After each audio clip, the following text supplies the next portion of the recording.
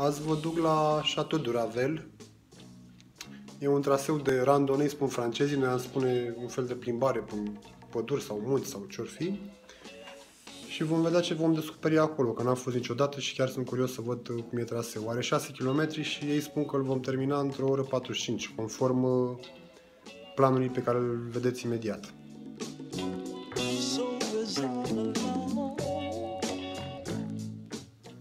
Am ajuns la punctul de plecare de pe traseu.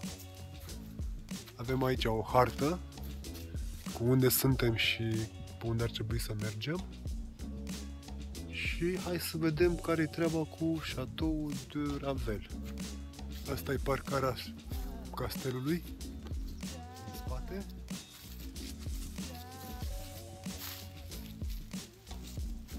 Și plecăm acum în traseu, urmând indicatorul albastru.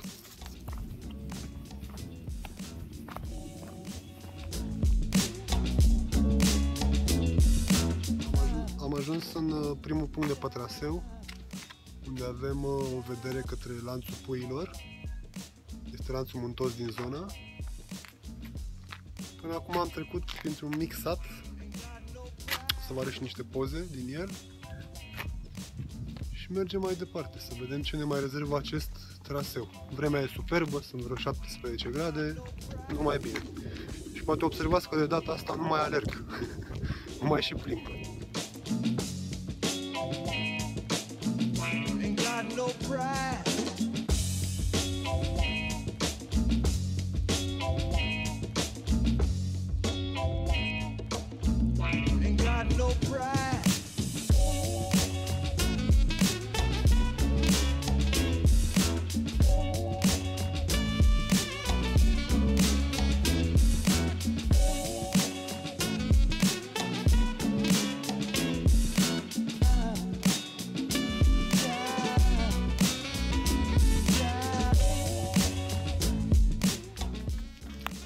Tot mergând prin pădure așa, mi-am dat seama că, ce crezi, mi-a venit o idee. Eu am mai făcut trasee pe aici destul de multe până acum și mă gândeam că ar fi interesant să mi le documentez în format video pe toate, așa că ăsta ar fi primul episod. Primul episod legat de randoneuri, bineînțeles. Traseul trece acum printr-o pădure, după cum puteți observa. E super. Așa, nu sunt urși, lupi sau ceva. Sunt animale sălbatice și pe aici, dar sunt la înălțime. Aici nu suntem chiar așa de sus. Să vedem ce mai urmează.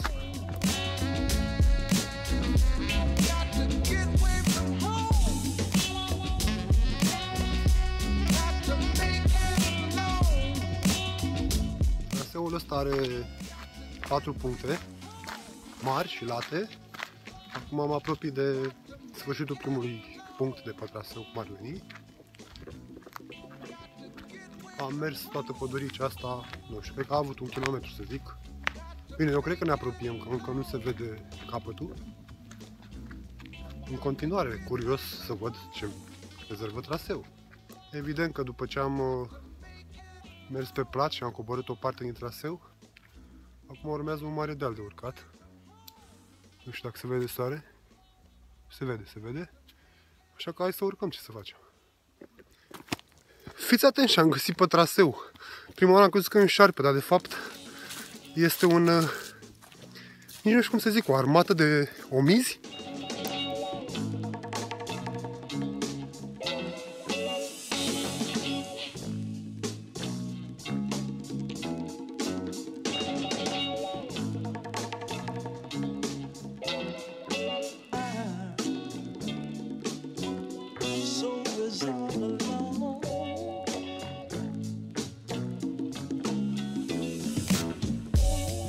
Acum suntem la punctul 2 din traseu.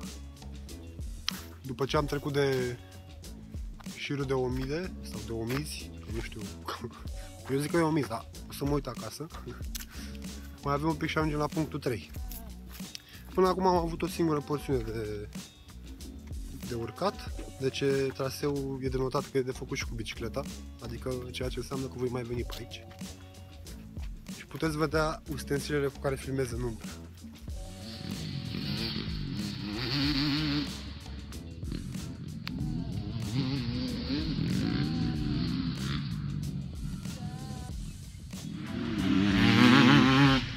dintre locurile găsite pe traseu, ce crezi?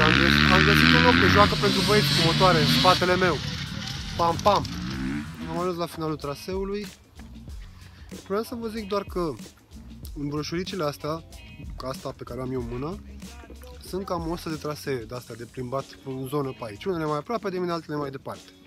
Dacă ar fi să mă apuc să le fac pe toate și să fac cam un traseu pe weekend, pentru că nu pot să fac în fiecare zi câte unul, mi-ar lua cam vreo 2 ani. Și bonus de final, stați să vă arăt ceva. Uite, am găsit și o căpriță. Asta mică, negruță aici. Căprița? Tirica? Ține-mă, fetiță. Titi. Hai, titi, titi. Frumusețe. Frumusețe arătată, da. Tiri. Traseul ăsta a avut 6 km. În cărticică spunea că îi facem în o oră 45, am făcut într-o oră jumate și la modul că am mers super mega lejer. M-am oprit să fac poze, să filmez, deci se poate face chiar și mai repede. Și de reținut că să-mi zic aici, ca să nu uit, trebuie să vin aici cu bicicleta. Pace!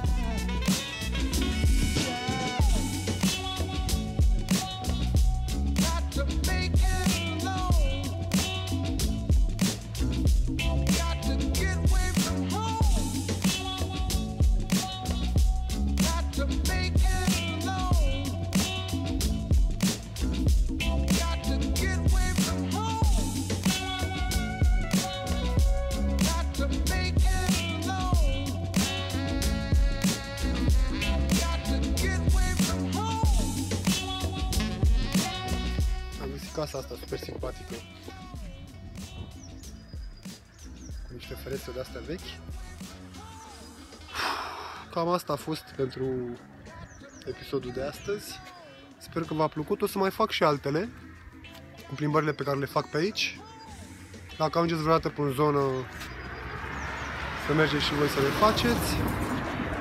Dacă v-a plăcut, nu uitați să dați un subscribe. Și până data viitoare vă doresc o primăvară minunată, care văd că de-abia acum începe și la noi. Hai că vă las o poză cu căprița, care e foarte prietenoasă.